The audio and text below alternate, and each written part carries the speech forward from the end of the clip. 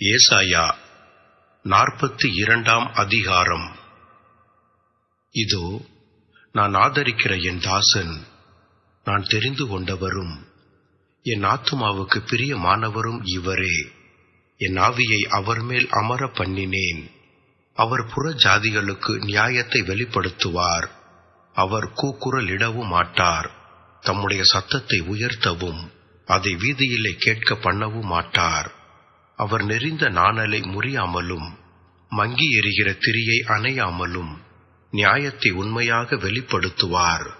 அவர் நியாயத்தை பூமியிலே நிலைப்படுத்தும் மட்டும் இலக்கரிப்பதுமில்லை, பதறுவதுமில்லை. அவருடைய வேதத்துக்கு தீவுகள் காத்திருக்கும்.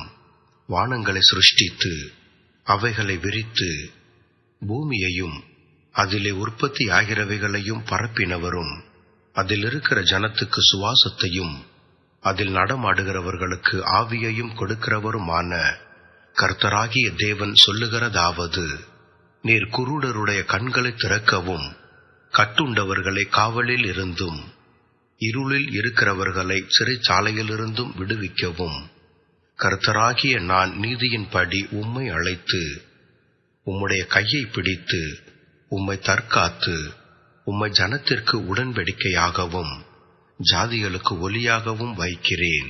நான் கர்த்தர், இது என் நாமம். என் மகிமையை வேறொருவனுக்கும் என் துதியை விக்கிரகங்களுக்கும் கொடேன். பூர்வ காலத்தில் தெரிவிக்கப்பட்டவைகள் இதோ நிறைவேறலாயின. புதியவைகளையும் நானே அறிவிக்கிறேன். அவைகள் தோன்றாததற்கு முன்னே அவைகளை உங்களுக்கு சொல்லுகிறேன்.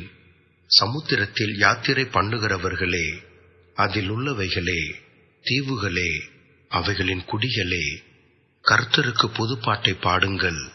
பூமியின் கடையாந்தரத்திலிருந்து அவருடைய துதியை பாடுங்கள். வனாந்தரமும் அதன் ஊர்களும் கேதாரியர் குடியிருக்கிற கிராமங்களும் உரத்த சத்தமிட கடவது. கண்மலைகளிலே குடியிருக்கிறவர்கள் கெம்பீரித்து பர்வதங்களின் கொடுமுடியிலிருந்து ஆர்ப்பரிப்பார்களாக. கர்த்தருக்கு மகிமையை செலுத்தி அவர் துதியை தீவுகளில் அறிவிப்பீர்களாக. கர்த்தர் பராக்கிரமசாலியைப் போல் புறப்பட்டு யுத்த வீரனைப் போல் வைராக்கியம் உண்டு முழங்கி கெர்ச்சித்து தம்முடைய சத்துருக்களை மேற்கொள்ளுவார். நான் வெகு காலம் மௌனமாயிருந்தேன்.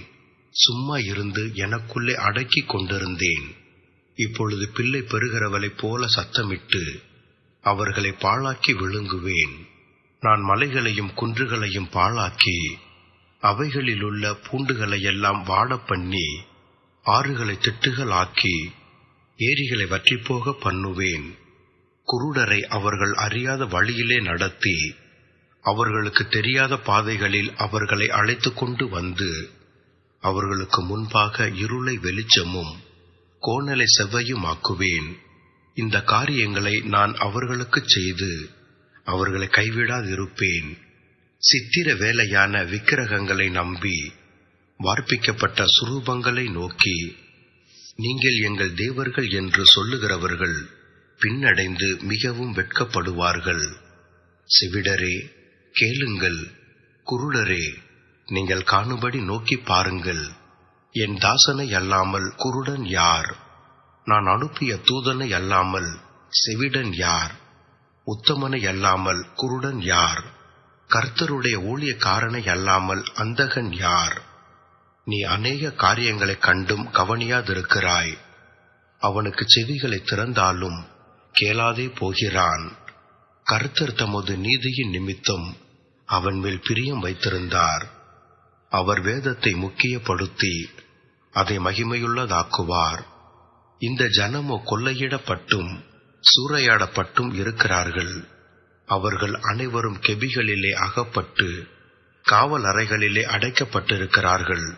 தப்புவிப்பார் இல்லாமல் கொள்ளையாகி விட்டுவிடு என்பார் இல்லாமல் சூறையாவார்கள்.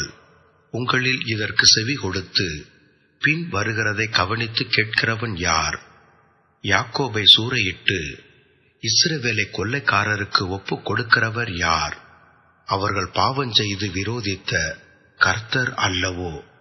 அவருடைய வழிகளில் நடக்க மனதாயிராமலும் அவருடைய வேதத்துக்கு செவி கொடாமலும் போனார்களே.